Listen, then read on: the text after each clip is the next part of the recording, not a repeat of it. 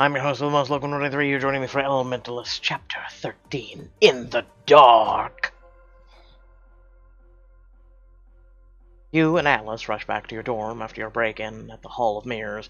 As you near the doors, you see Zeph and Griffin muttering together just outside. Atlas's pace falters, and then he jumps behind some bushes. You slow down, and a few snatches of the conversation reach you. Just saying, you can't tell anyone. I heard you loud and clear the first time, man. Believe me, my lips are sealed.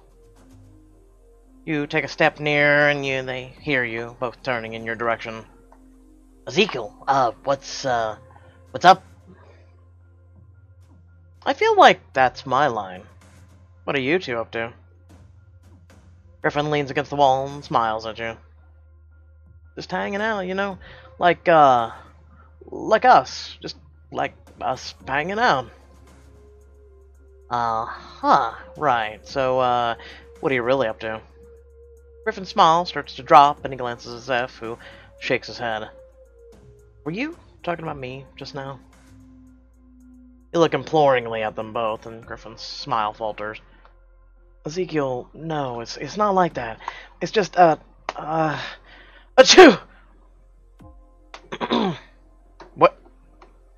What? Did lights just explode out of you? Sorry, guys, I have to, have a cold. Rushes past you, your mouth hangs open as you watch him, but then you turn back towards Zeph. Zeph, what are you hiding? I'm not hiding anything, Ezekiel, don't worry about it. I can't help worry. It seems like something serious is going on. If you ever need to talk, you know you can come to me, right, Zeph? Honestly, Ezekiel, everything is fine. No offense, but my business isn't yours. Besides, you probably don't want me to ask what you've been up to. He looks you up and down, and you realize you're physically disheveled and from your run-in with the suit of armor. But... Not so. We all have our secrets, Ezekiel. I'll let you keep yours if you let me keep mine. With that, Zeph heads inside. Several moments later, the bushes rustle, and Atlas joins you. He jerks his head towards the door, and you both enter. That isn't suspicious or anything. Your stomach twists with an unease as you and Atlas turn down the hall towards your common room. Zeph said it wasn't my business, and he's right. It's not my place to butt in to whatever he's got going on. But what if it is your business? You saw how Griffin ran off, too. What if they were talking about you? What about if your paranoia is getting the best of you? You lower your voice as you hurry through the common room. I'd rather trust in my friends. Also, hasn't anyone ever told you it's better to be worried about other people instead of just yourself? And I have been taught to stay alive. Sometimes a bit of paranoia is the difference between living and being betrayed by someone you trust. Close your bedroom door behind you, and Atlas flops carelessly onto your bed. You stay standing, frowning down at him. Can we talk about the Hall of Mirrors instead? So you're saying someone on campus took the wards down? Yes, but only a very adept Attune could have had any hope of removing that mirror's wards entirely. So, then who? And don't say my friends, because that's a stretch. We're all underclassmen. We haven't learned how to breach magical security systems. You don't know that, but the school is filled with competent faculty. It's hard to say at this point. Great, so when it isn't my friends, it's a staff member? Way to make me feel really safe and protected. Rub your hands down your face, letting out a groan. I need to sleep. My brain feels like it's about to explode. Atlas rolls off your bed and onto a sleeping bag on the ground. That's probably for the best. You have classes tomorrow. I'll think on all this in the meantime. You pull your pajamas out of your dresser. Remember, Ezekiel, you can't let down your guard. Even with your friends, you don't know who's behind all this, but the signs point to someone close. Ryan. You change and get into bed, but it's only after hours of tossing and turning that you're able to fall asleep. Boy, have I felt that as of recently. Holy crap, being sick. The next morning you wake up achy, tired, and very early you jump as something wet swipes across your face. Oh, hi, Tim. Tim rests his head on the pillow beside you, tongue lolling happily. Tim, wake me up in a couple more hours. Or you could use this time to get some training in. When did we have balls, like, hovering above us? You're up against someone who's strong enough to tamper with the school awards, remember? Atlas, you're awake too? I've been up all night thinking, so now that you're up, I'm gonna sleep, but Swan is an early bird. She'll be thrilled if you swung by. I guess I could get some Sunhat practice in, and she might know about the mirror thing was sabotaged. Don't tell her what you've been up to. You roll your eyes at Atlas as you get out of bed, you open your closet and decide on your look for the day. Atlas waves you off and is already burrowing in a sleeping bag when you close the door softly behind you. You're only taking a few steps to the common room when the portal behind you whooshes. You turn and catch a glimpse of Pin Squares, F and Shria step there. Whoa, wait. I thought we were picking outfits. All of a sudden it's this. Someone screw up the writing! Ezekiel, that makes 3 of us in the early bird club this morning. I wouldn't trade my sleep for it on the regular, but I guess seeing the sun come up now and then is pretty cool. Hey guys, what are you doing in Penn Square? What I was doing was for me to know and you to be uber curious about. I didn't sleep well, figured I'd get myself a croissant from Penn Square as a consolation prize and start my day right. I did not expect to be dragged into shopping for... She waves her hands in his face. Shh! Oh, Ezekiel, Astra mentioned a cool Fey rose garden she wanted to show you. She thinks you'd like it with your sun energy and all. Things are slow at the shop in the mornings. You could even go visit her now. Actually, since we're both up, I want to ask you if you want to practice thief together, Ezekiel, since we never really get to. Hey, Zeph! Guess what? Remember that whole my business is my business, your business is my... Yeah, leave me the f*** alone in the morning. I haven't had coffee. Zeph looks like he's his peppy self, but you can't stop thinking about last night. Oh, that all sounds great, but I was going to do some homework that I haven't had time for last night. Why not do it all? You have plenty of time before classes. I say a social life is a social life. Plus it's fast. Well, good for you. Make time for the morning? No. Take your pick. Or do them all to maximize your experience. You have a good point, Shreya. And with all these options, my day's already shaping up to be great. What should I do? Do extra credit with her? That's all I'm thinking. That's all I'm thinking. It's all of it. Things are getting so dangerous. Extra practice would definitely not hurt. Catch up with... Might be able to figure out what he was up to last night, too. I could use some time away from Pendarghast and all the secrets here. Look! Look how many things we have to do! Almost 60 diamonds worth! Wow, Pixelberry, really working hard. Working hard. And here I thought this week was going to be hiatus. Just head to class. I'm going to get to class. See you guys later. That's pretty early, but to you, I guess. Don't burn out, Ezekiel. Sleep in once in a while, okay? I haven't slept in ever. You wave to your friends and head out of the common room. I also have never had a vacation or a day off. I plead literally on a Bible and will take a lie detector. Later on, you take a seat beside Beckett in Spellwork 1B, just as Professor England enters through the side door. Hello, class, and welcome to another spellbinding lesson. Today, we'll be learning the Locator spell, which helps you find someone or something you've lost, as long as you have an object connected to that person or item. Beckett leans towards you and speaks under his breath. The Locator spell's a metal spell. This will be a piece of cake. Can you explain the spell a bit more, Professor? Of course. Let's say I need to locate Professor Contos and I find his pan flute in my office. I could cast the Locator spell using his flute as my source to find him.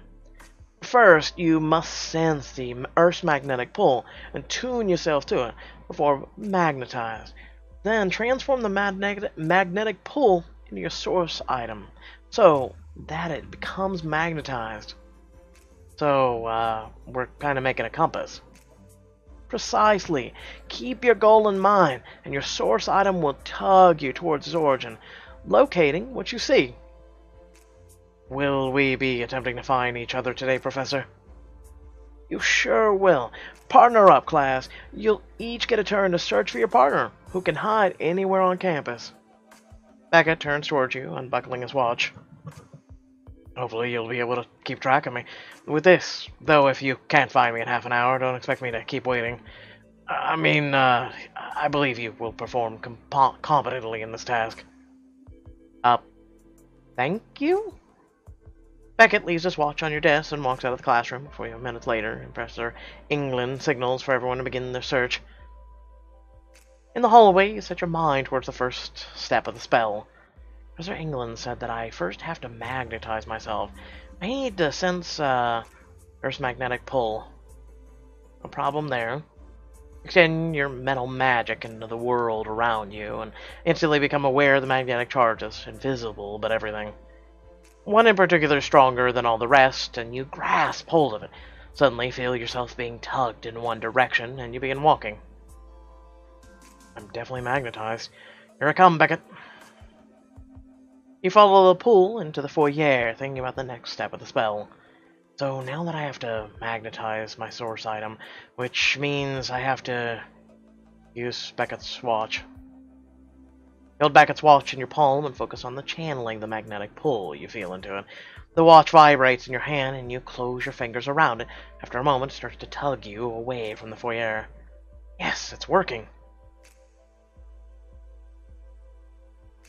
You walk through the campus, letting the watch guide you, but after a while you realize it's taking you in circles. I've already been through this quad. Professor England said there was a final step. As you're thinking, the pull of the watch begins to weaken. Oh no, the spell's gonna break if I don't refocus. Beckett. Focus on Beckett's steely aura. Brittle one moment and pliable the next. The watch's magnetic pull strengthens, tugging you forward.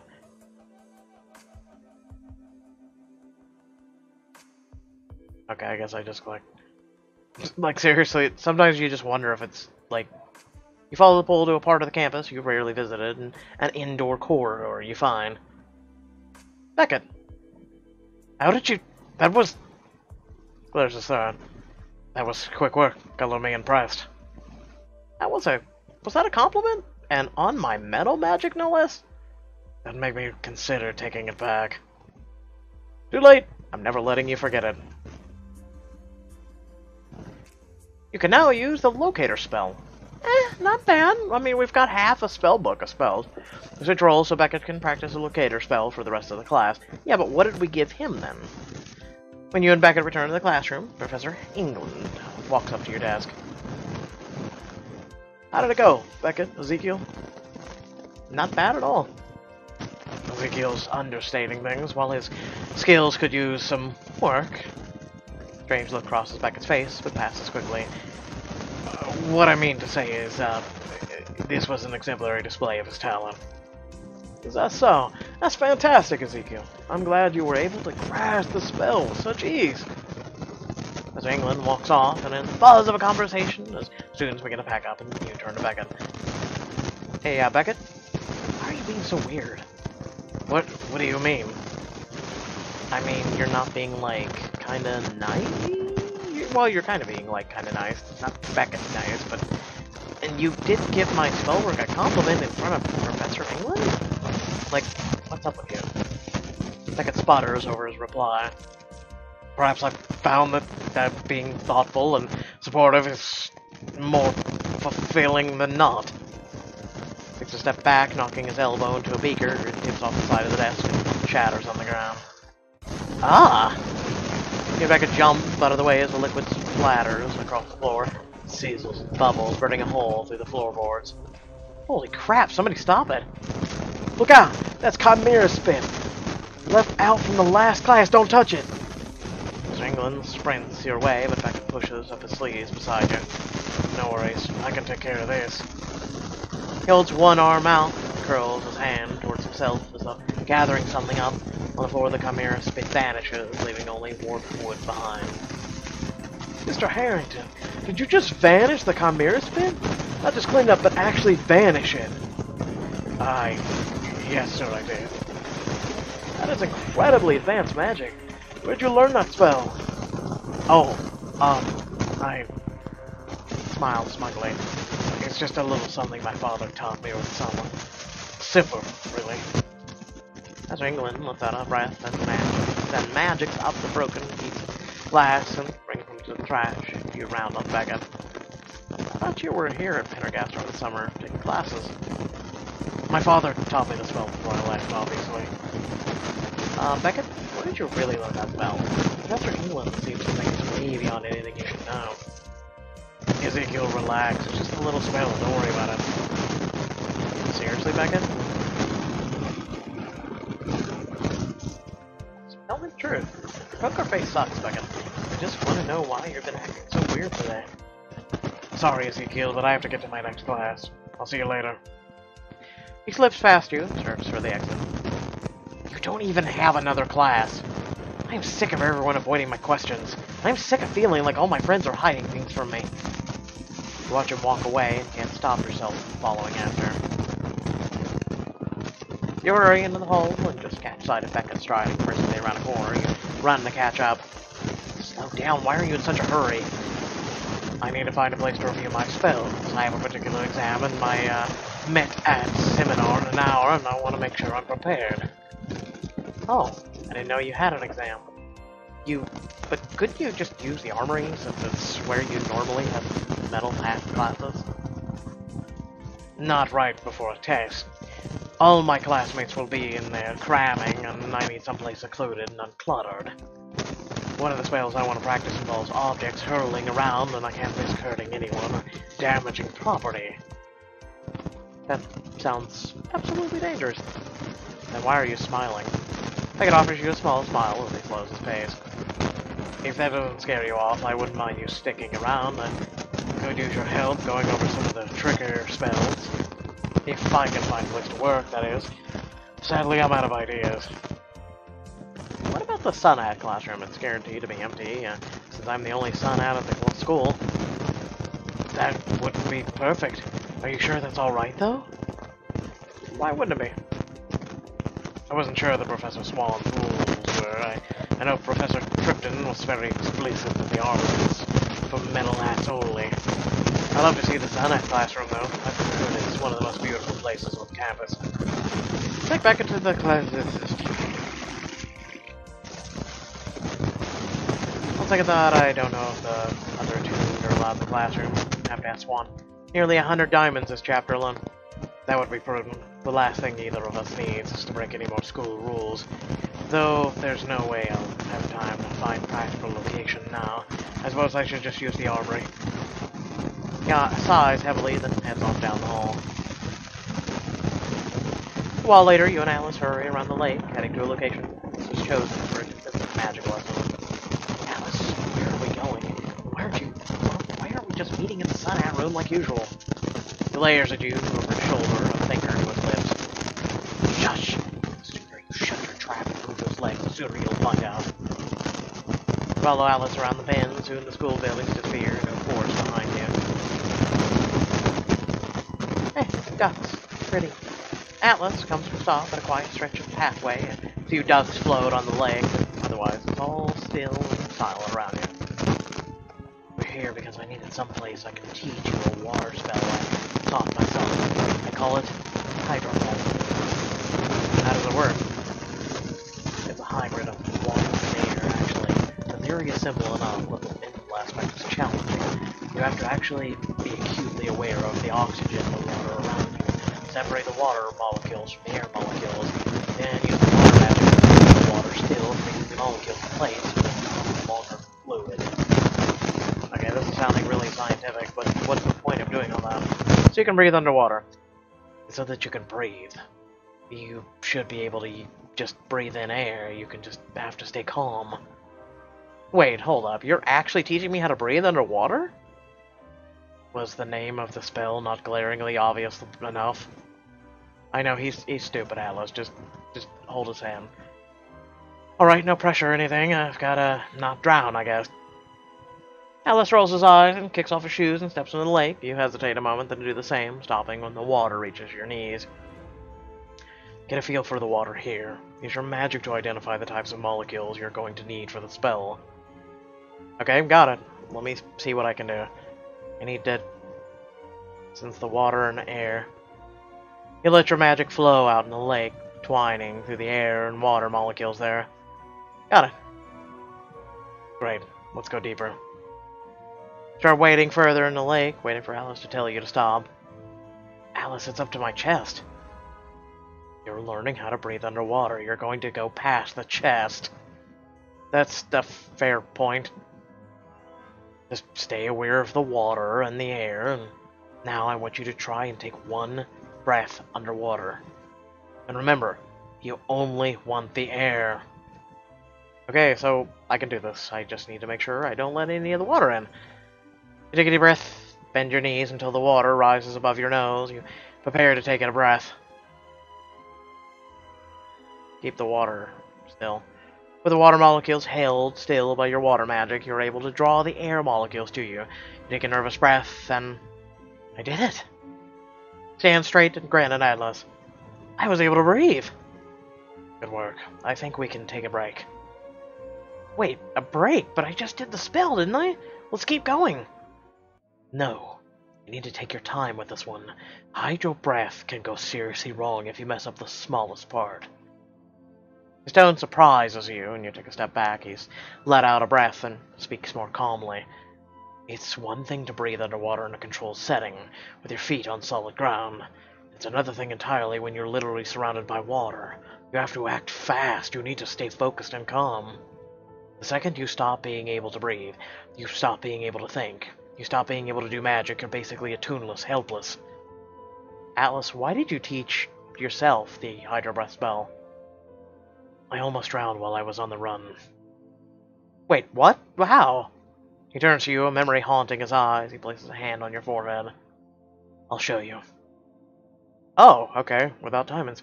Alice faces off against a woman on the banks of a lake. Both of them are breathing hard, brambles in their hair.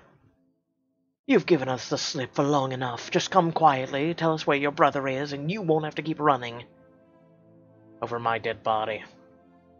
The surface of the lake churns. The thick vines shoot out of it, wrapping around Atlas's legs and pulling him in. Ah! Vines drag him deeper and deeper until the darkness presses in on all sides. Thought they wanted me alive. The last of his oxygen leaves his lungs in a rush of bubbles, and he starts to black out. No. No.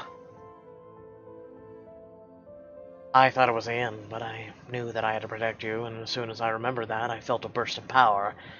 I don't know what I did, but at the end of it, Rafe's lackey was out cold. He turns and sloshes back through the lake onto the banks. You follow him, and he magics you dry as soon as you're out of the water. The truth is, ever since then, big bodies of water like this scare me.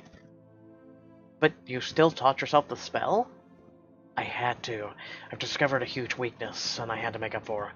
And I have to make sure you're just as prepared as I am for what Rafe will throw at us. But Ezekiel, getting the spell wrong could mean death. That's why I won't rush you through this. It's to keep you safe. Atlas, I wish you weren't alone for so long. Atlas snorts. Better me than you. You wouldn't have lasted a day. Okay, fair, but still, you were so isolated.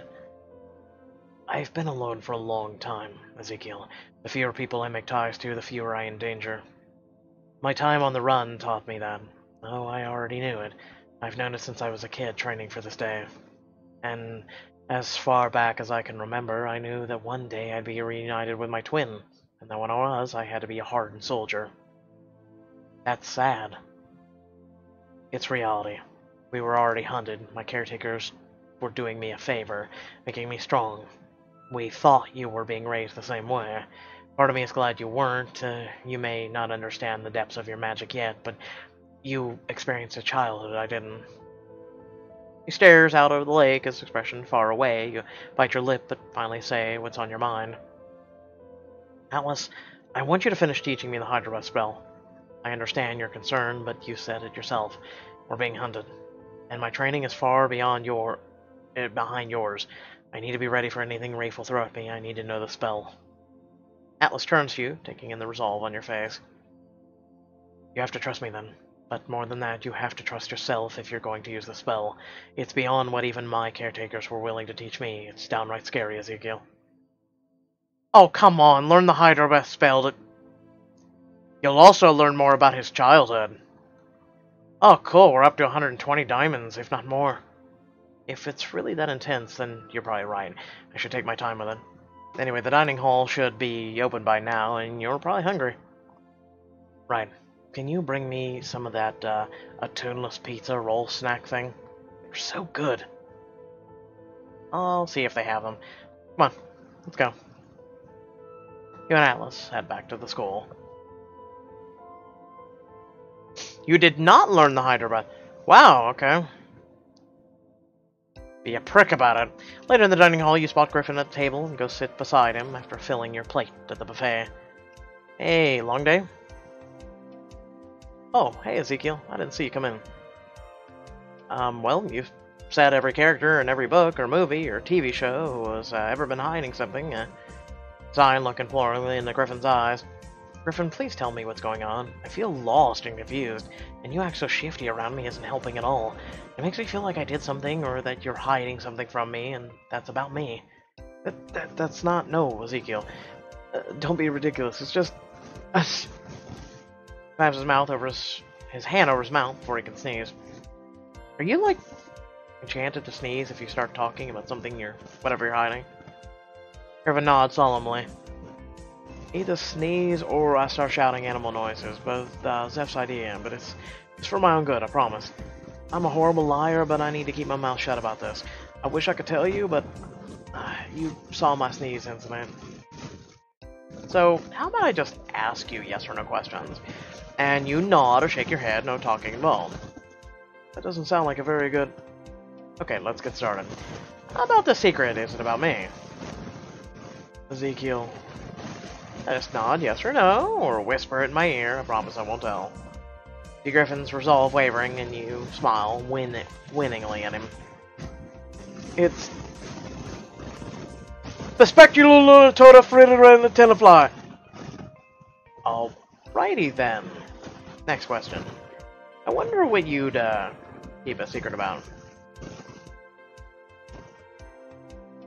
Does it have to do with the classes? No, not at all. I'm doing just fine in all my classes. Yes, but what about the classes in particular? That's great news. Okay, one more question, and then I'll let you off the hook. I'm sweating her, Ezekiel. Tell me, are you planning something? You'll... slimy elephant-eared bullgwog! Good to know. That was, enlightening, but I have one more question. You said you were done. Yeah, is Zeph okay? He was acting weird the other night too, and didn't want him to be in any sort of trouble. Griffin starts responding, but you don't hear him over Atlas's voice suddenly ringing through your ears as though he's sitting right next beside you. Ezekiel, get to my room, now! This is an emergency! Clap your hands over your ears, but Atlas's voice is gone. You leave your feet, sitting your chair clattering on the ground.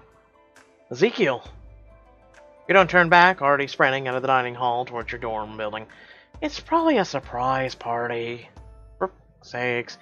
Let's get into your bedroom to find Atlas standing beside your desk. He holds out a slip of paper. This was under the door when I got back. You take the paper and you read the message scrawled across it. Come to the roost. We know the secret of your birth. Okay. Or that, I guess. Alright, so without further ado, thank you all for tuning in. I hope you all did enjoy the video. Make sure to like, share, and subscribe. Head down in the description below, links to social media, Discord, and a few links to support me and my content. Speaking of content, if you hit that join button, guess what? You get exclusive emojis, badges, member shoutouts, extra posts, exclusive Discord rank, and you get to help support me. Right now, by the way, I'm working towards a new computer because old Betsy that I'm currently using is 5+ years old and she's going downhill. And we need to do new content. By new content, I mean games that are coming out in February and March that are fantastic and things that might blow your mind. And Betsy's dying, unfortunately. You guys saw the Logitech thing yesterday, most likely on the channel, as well as there's been some other issues. If you're a part of Discord, you'll know of. And pretty much, there's a couple links to support my content and myself. If you're not able to, it's fine. It's greatly appreciated that you are watching nonetheless. But please share the channel. We're trying to grow. We've streamed a lot of things, not just choices, not just visual novels. We've done Kingdom Hearts. We've done so many other things, and I would love to share that with not just you guys. And, you know, if you haven't checked it out, please do. But also, I'd like to just grow our channel, and that's what I want to do. I want to grow our community. I want to grow what we have here. I want us to be a big family. So if you know like-minded people, or you have family members or friends, you know, share the channel. You know, hitting that subscribe button, watching these channels, it's free. It costs nothing. Or watching these videos based on the channel. It's free and it's greatly appreciated, and it goes to support not just me, but the two special needs brothers I take care of. So again, it's so complex and yet so simple. So again, that means a lot to me, and it means a lot to me that you guys are watching this video and hopefully got to the end to hear this message. Without further ado, thank you all for watching, and I'll catch you all in the next video. Peace out.